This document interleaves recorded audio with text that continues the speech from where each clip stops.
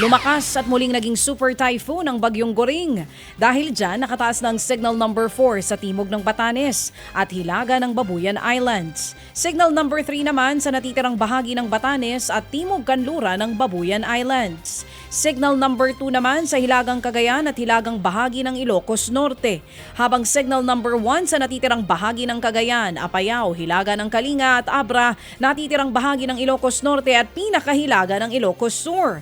Huling namata ng super bagyong Goring sa layong 60 kilometro timog kanlura ng Basco, Batanes. May dala itong lakas ng hanging aabot ng 175 kilometro kada oras at bugsong aabot sa 200 at 40 kilometro kada oras. Patuloy itong kikilos pahilagang kanluran hanggang sa lumabas ng Philippine Area of Responsibility mamayang gabi o bukas ng umaga.